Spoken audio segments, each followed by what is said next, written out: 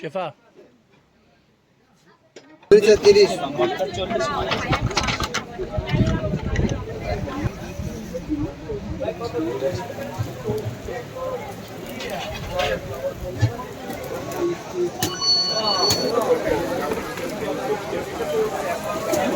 470 টাকা। ভালো লাগতেছে তোমার? ভালো লাগছে। কেন? সানসেট দেখতে আসছি, সানসেট শেষ। ইয়া আসো কুয়াকাটা যাবো।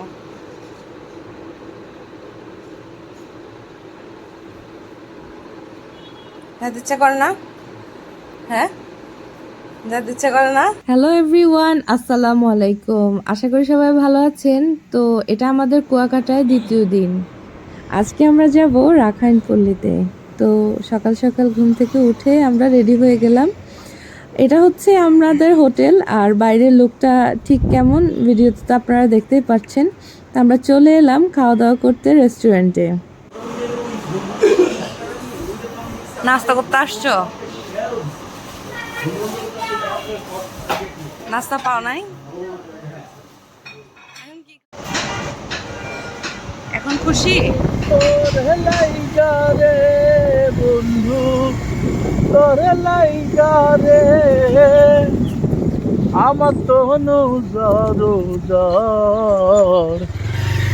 মনে লাই সারিয়া যাইতাম তুইয়া বাড়ি তার বন্ধু তোর লাইগা রে। আমরা আছি এখন রাখাইনপল্লীতে। তো বাইরে ভালো গরম পড়ছে, তো আমি আর শান্ত দুজন মিলেই আইসক্রিম খেয়ে নিলাম এবং আশেপাশে যে জায়গাগুলো আছে পুরো রাখাইনপল্লীর এগুলো ঘুরে ফিরে দেখছি। রাখাইনপল্লীর ভিতরে একটা বৌদ্ধ মন্দির আছে এবং পাশে একটা মিষ্টি কুয়া আছে। তো শান্ত ভিতরে বৌদ্ধ মন্দিরটা দেখে আসলো, আর আমি ওই ফাঁকে আশেপাশে যেই জায়গাগুলো আছে সেগুলো ঘুরে ঘুরে দেখলাম। এখানকার বেশিরভাগ ঘর বাড়িগুলোই কেমন জানি 2 তলা, বাট দ্বিতীয় ফ্লোর যেটা সেটা একটু তুলনামূলক প্রথম ফ্লোর থেকে একটু ছোটই হয়। বোধহয় রাখাইনদের এটাই হচ্ছে ওদের কালচার। যাই হোক, আশেপাশে ঘোরাঘুরি শেষ করে আমি গেলাম মিষ্টি কুয়া দেখতে। কুয়াটা ভালোই গভীর আছে এবং খুব ভালোভাবে দেখতে গেলে যে সেখানে অনেক রকমের মাছও আছে, যদিও ক্যামেরাতে খুব একটা ভালো দেখা যায় না, বাট আপনারা খেয়াল করলে দেখতে পারবেন। যাই হোক, এখানকার পরিবেশটা ঘোরাঘুরি করে আমরা তাড়াতাড়ি বের হয়ে পড়লাম। আমরা এখন সামনে যে দরজাটা দেখছি সেটা হচ্ছে বৌদ্ধ গুরুর বাসা। ভিতরটা খুব একটা দেখা যায়নি, তো এখানে তার সম্পর্কে কিছু ইনফরমেশন আছে। পাশে একটা চায়ের দোকান ছিল, তো আমরা সেখান থেকে চা তালের রস দেখলাম, বাট খেতে চেয়েছিলাম, বাট ওটা খুব একটা ইয়া ছিল না, বাসি মনে হচ্ছিল। এরপর আমরা পাশে যে রাখাইনদের মার্কেট আছে সেটাতে চলে আসলাম। রাখাইনদের মার্কেটটা ঠিক কুয়াকাটা বিচের পাশে যে রাখাইনদের আরেকটা মার্কেট আছে হুবহু সেরকমই। এখানে একেবারেই সেম জিনিসগুলো, বাট আমার কাছে মনে হয়েছে কুয়াকাটা মেন বিচ থেকে রাখাইনপল্লীতে জিনিসপত্রের প্রাইসটা একটু বেশি আছে। আমি তারপরেও ঘুরে ফিরে দেখলাম, জিজ্ঞেস করলাম কোনটার কেমন প্রাইস বা কোনটা কততে দিবে। তবে একটা বিষয় ভালো যে রাখাইনদের এই মার্কেটে নেই এমন কিছুই নেই। একেবারে সাবান থেকে শুরু করে লুকিং মিরর, তারপর গলার সেট হতে শুরু করে নেলপালিশ, লিপস্টিক, চকলেট হতে এমন কোনো আইটেম নেই। ইভেন দো যে পরার যে জামা কাপড়গুলো সেইগুলোও কিন্তু এখানে আছে, প্লাস খাওয়ারও স্টল আছে। কিন্তু আমার কাছে মনে হয়েছে যে এই প্রোডাক্টগুলো খুব একটা অথেন্টিক না। যদি আমরা কম্পেয়ার করি, কক্সবাজারের থেকে কুয়াকাটার প্রাইস রেঞ্জটা একটু তুলনামূলক বেশি, আবার কুয়াকাটা থেকে রাখাইনপল্লীতে প্রাইস রেঞ্জটা তুলনামূলক আরো একটু বেশি। পাশাপাশি আমরা যেহেতু রাখাইনপল্লীতে এসেছি ওদের কালচারটা দেখার জন্য, তো আমরা এরকম কোনো স্টল পাইনি যেখানে রাখাইনদের খাবার দাবার সেল করা হয়। অনেকটা আমরা যেরকম অ্যাজ ইউজুয়াল রেগুলার লাইফে আমাদের খাবার দাবার, ড্রেস আপ বা কসমেটিক্স আইটেম যা লাগে সেগুলোই এখানে ঘুরে ফিরে দেখতে পাচ্ছি। রাখাইনপল্লীটা বেশ ভালোই বড় আছে, আর ঘুরে ফিরে দেখতে দেখতে পাড়ায় বেলা গড়িয়ে গেল। তো আমাদেরও দুজনেরই প্রায় গলা শুকিয়ে আসছে। তো দুজনে ঠিক করলাম আশেপাশে যদি তালের রস বা ডাবের পানি পাই তাহলে আমরা দুজনেই খাবো। ভাই আপনার একটা ছবি তুলি।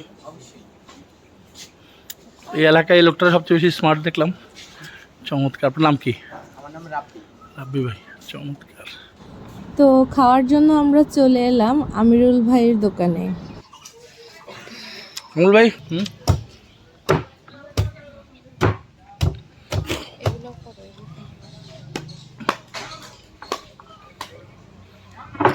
সেবা ডাব খাবা?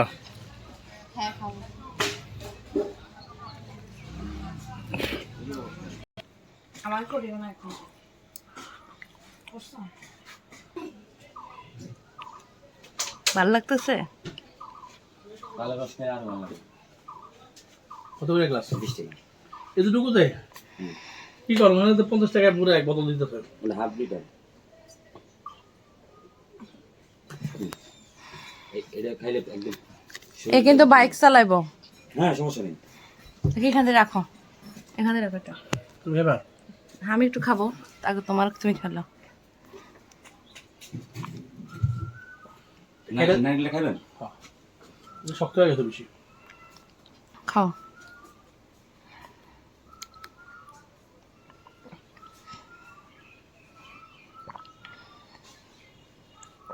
একদম তলা থেকে নামার জন্য একটু রাখিও, আরো খাও। আমি মনে হয় না আমি এটা খাইতে পারবো। আমি আগে কখনো তালের রস খাইনি, এই প্রথমবারই খেলাম। গন্ধটা যদিও খুবই ঝাঁঝালো, যেহেতু এটা কিছুক্ষণ আগে, বাট টেস্টটা খুব ভালো লেগেছে।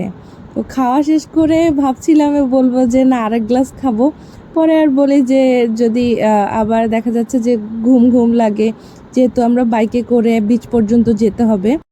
আসলে কুয়াকাটা তো খুব ছোট একটা জায়গা না, অনেক বড় একটা এরিয়া জুড়ে, তো সবকিছু হয়তো বা ভিডিওতে তুলে ধরা হয় না, বাট আমরা চেষ্টা করি যে আমাদের যে হাসি খুশির মুহূর্তগুলো আছে সেগুলো আপনাদের মাঝে শেয়ার করার জন্য।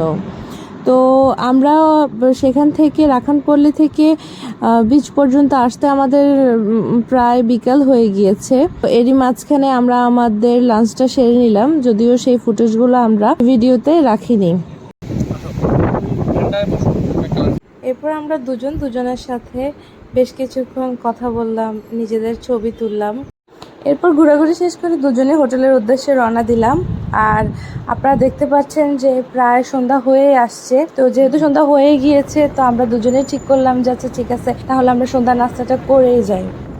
লাস্ট ভিডিওতে আপনারা দেখেছেন যে আমরা কুয়াকাটা সদরে একটা রেস্টুরেন্টে চিকেন চাপ আর গ্রিল খেয়ে নিই, বাট আজকে আমরা আর কোনো রেস্টুরেন্টে নয়, বরং স্ট্রিটেই সেই সন্ধ্যা নাস্তাটা করে ফেললাম। শান্ত অবশ্যই চপ নিয়েছে, আমি চিকেন ফ্রাই প্লাস পাশাপাশি নুডলস নিয়েছি। টেস্টটা খুব একটা ভালো ছিল না, আবার একদম খারাপও ছিল না। এরপর পাশে একটা টং ছিল, সেখান থেকে আমরা দুজনেই চা খেয়ে নিই। আমরা তান্দুরি চা এখানে ট্রাই করি না, কারণ আমার কুয়াকাটার তান্দুরি চা খুব একটা ভালো লাগে না। তো খাওয়া দাওয়া শেষ করে আমরা চলে গেলাম বিচে, এবং বিচের পাড়ে গোলা খাওয়ার টেস্টটাই কিন্তু আলাদা। আজকে আর আমরা গতদিনের মতো ঝাল টক ঝাল মিষ্টি ওটা ট্রাই করিনি, আজকে আমরা শুধু মিষ্টিটাই ট্রাই করেছি। তবে আমি বলবো যে টক ঝাল মিষ্টি যেই গোলাটা আছে সেটার টেস্টটা অনলি মিষ্টির টেস্ট থেকে অনেক বেটার। এরপর আমরা বেশ কিছুক্ষণ বিচের পাড়ে গিয়ে বসলাম, আর ভালোই লেগেছে। তো ভিডিও দেখতে দেখতে এখন পর্যন্ত যারা আমাদের চ্যানেলটিকে সাবস্ক্রাইব করেননি, তারা কাইন্ডলি চ্যানেলটাকে সাবস্ক্রাইব করে দিবেন। আর যদি ভিডিওটা দেখে ভালো লেগে থাকে তাহলে অবশ্যই লাইক কমেন্ট শেয়ার করে আমাদের পাশে থাকবেন। পাশেই দেখলাম বিচের পাশে কিছু লাইট সেল হচ্ছিল, এর মধ্যে কিছু ছিল যে ফ্লাওয়ার অ্যাড করা হেয়ার ব্যান্ড, যেগুলোর মধ্যে লাইট ছিল। আমার দেখে অনেক ভালো লেগেছে, তাই আমিও একটা কিনে নিয়েছি। আমার ব্যাঙে দিত।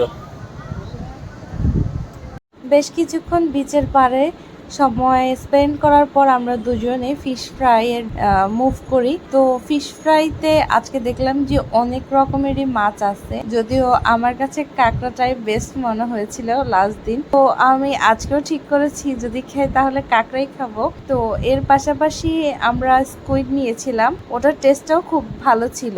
শান্ত বলতেছিল যে স্কুইডটা যেহেতু খুব চুই একটা টেস্টের হয়ে থাকে, তো পাশাপাশি আমরা যদি একটা ফিশ নিই তাহলে আমাদের টেস্টটা আর একটু বেশি ভাল লাগবে। তো বলতে বলতে আমরা নতুন কোনো মামার কাছে যাইনি, লাস্ট দিন যার কাছ থেকে খেয়েছিলাম আজকেও তার সাথে দরদাম করে বলে দিলাম যে আমাদেরকে কিছু কাঁকড়া আর 6টা স্কুইড আর পাশাপাশি একটা টুনা ফিশ দেওয়ার জন্য। পুরোটা তৈরি হতে আমাদের প্রায় সময় লেগেছে 40 মিনিটের মতো। আমরা এখানে বসে আর ওয়েট করিনি, আমরা চলে গিয়েছি বিচে। তার ফাঁকে ফাঁকে এসে কয়েকটা ক্লিপ নিয়েছি যে ওনারা কিভাবে বারবিকিউ করে, যেটা দেখতে আসলে অনেক ইন্টারেস্টিং মনে হয়েছিল। তো এই যে আপনারা দেখতেছেন যে মামা কিভাবে কাটছেন, আর এগুলো একটু কিছুক্ষণ দাঁড়িয়ে থেকে আমরা দেখেছি। এরপর আমরা বিচে গিয়ে আমরা দুজন মিলেই তান্দুরি চা খেয়েছি।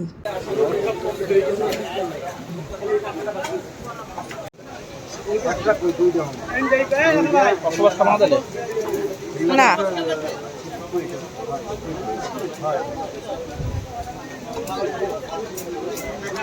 স্কুট দেবো না, 1 2 3 4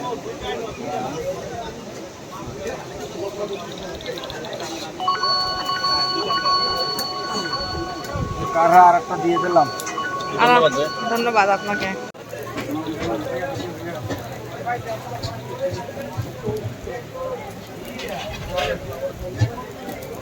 এই বিলাল ভাই তাহলে নমস্কার।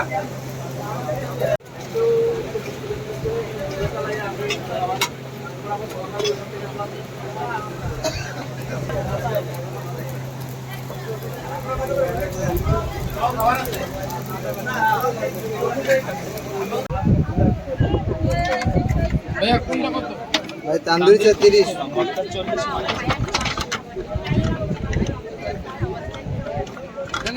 একটা মোট একটা মালাই নেই। হ্যাঁ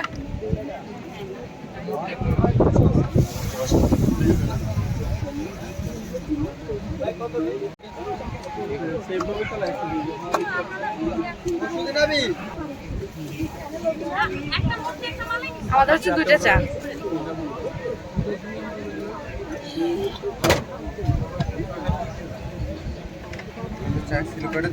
হ্যাঁ 2টা। দেখতে দেখতে আমরা প্রায় ভিডিওর একেবারে শেষ প্রান্তে চলে এসেছি। আপনারা অবশ্যই দেখেছেন কিভাবে কুয়াকাটাতে যে সামুদ্রিক ফিশগুলো আছে সেগুলোকে বারবিকিউ করে। আমরা মোটামুটিভাবে পুরোটা ভিডিওই নিয়েছি। এর পাশাপাশি যে তান্দুরি চাটা তৈরি করে ওদের যে প্রসেসিংটা সেটাও আমরা তুলে ধরেছি। যদি ভিডিওগুলো দেখে আপনাদের ভালো লেগে থাকে অবশ্যই লাইক কমেন্ট শেয়ার করবেন। আর যারা যারা আমাদের চ্যানেলটিকে এখনও সাবস্ক্রাইব করেনি তারা অবশ্যই সাবস্ক্রাইব করে বেল বাটনটি চাপ দিয়ে দিবেন, যাতে পরবর্তীতে আমরা যতগুলো ভিডিও আপলোড করি সাথে সাথে আপনারা দেখতে পারেন। তো দেখা হচ্ছে পরের ভিডিওতে। সবাই ভালো থাকবেন। আল্লাহ হাফেজ। রং সাইড দেবেন বুঝছেন? সকাল শুক্রবার 12টার পরে তো 11 উপর দিয়ে একটু চলে।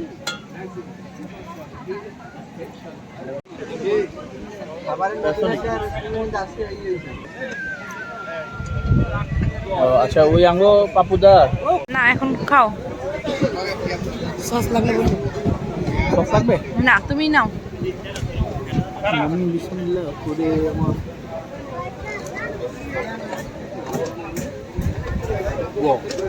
সবগুলা থেকে একটা নাও। নাও।